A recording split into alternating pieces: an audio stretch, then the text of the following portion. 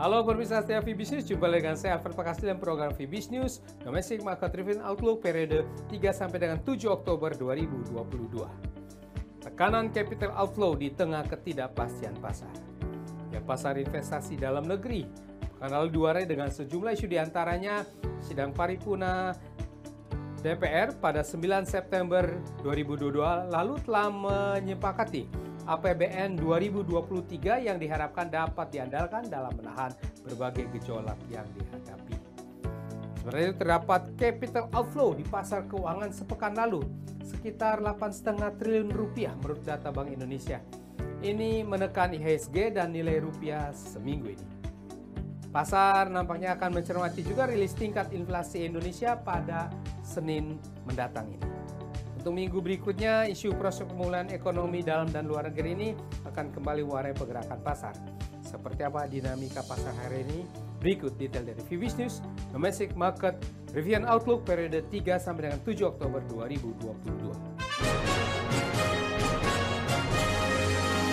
Awali dengan pasar modal Indonesia, IHSG secara mingguannya melemah cukup signifikan 1,92% ke level 7.040,798. IHSG terkoreksi cukup signifikan selama 5 hari berturut-turut dan ditutup agak naik di akhir pasar di atas level 2 bulan terendahnya. Pergerakan ini searah dengan ramainya aksi jual di bursa global. Sementara itu, bursa kawasan Asia umumnya juga melemah. Untuk IHSG berikutnya pekan depan kemungkinan akan berupaya rebound lagi dari oversold tajamnya, namun secara umum masih bearish. Prediksi mata uang rupiah pekan lalu juga melemah cukup signifikan 1,26% secara mingguannya ke level 15.227 rupiah per US dollar. Rupiah melemah di minggu ketiganya di tengah berlanjutnya capital outflow investor asing sekitar 8,5 triliun rupiah sepekan menurut Bank Indonesia. Rupiah terpantau berada dekat sekitar 29 bulan terendahnya. Untuk minggu depan kemungkinan rupiah sempat rebound dari oversold-nya di awal minggu, namun kemudian masih cenderung tertekan. Pemirsa, harga obligasi rupiah pemerintah Indonesia jangka panjang 10 tahun terpantau kembali turun secara mingguannya. Ini terlihat dari pergerakan naik yield obligasi pemerintah berakhir ke level 7,38% pada akhir pekan. Di tengah berlanjutnya aksi jual investor asing di pasar SBN, sementara itu juga yield US Treasury melaju naik di minggu ke-9-nya walau mulai melambat.